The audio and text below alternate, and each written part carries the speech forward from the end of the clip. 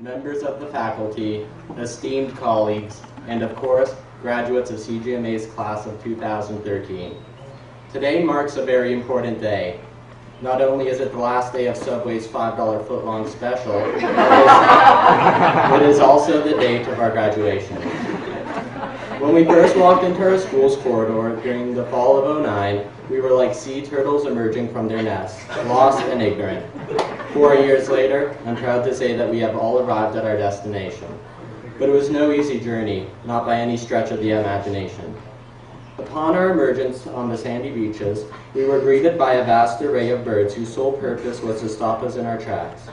As we crawled across the sand, we were impaled by gusts of wind that seemed to knock us back on our shells.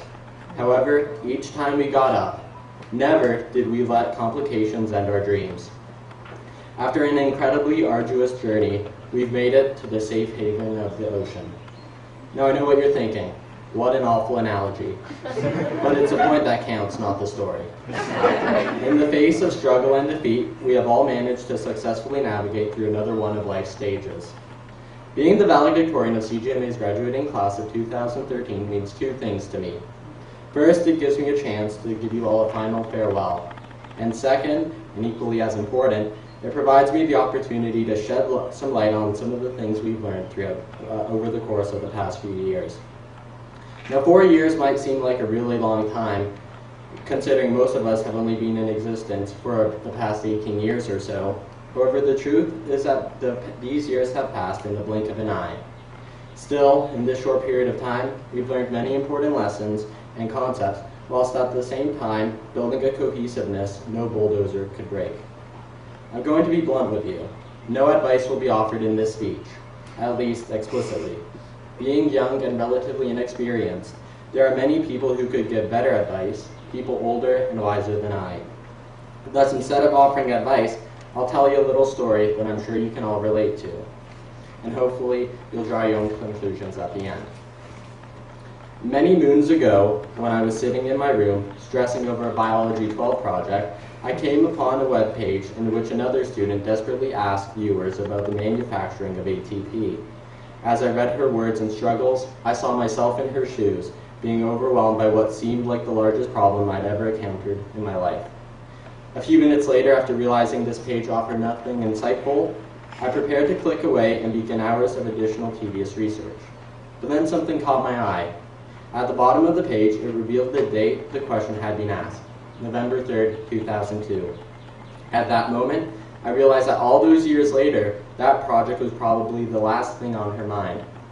Since I viewed that page in 2012, not only had she completed grade 12 biology at that point, but she had also graduated from high school and likely finished any post-secondary education. This made me think, what's the point of stressing so much over something whose importance lies only in a limited context?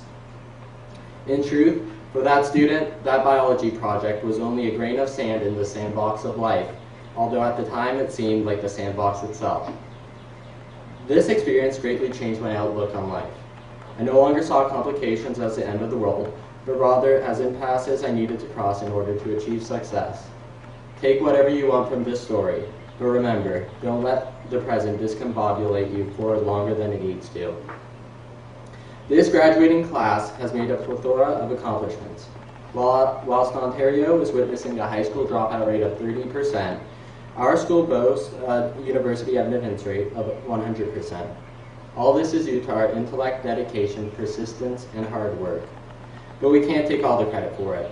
Going back to my sea turtle analogy, if it were not for our parents, friends, and teachers, we would have unknowingly crawled away from the ocean toward the depths of the rainforest.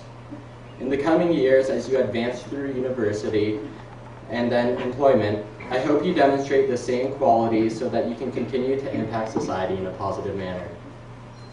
Now, at this point, most valedictorians would conclude their speech with some inspiring quotation from a historical figure. But that's not really my style. So instead, I'd like to conclude with a statement made by one of my childhood heroes. As stated by Joe Dirt in the film bearing the same name, life's a garden. Dig it.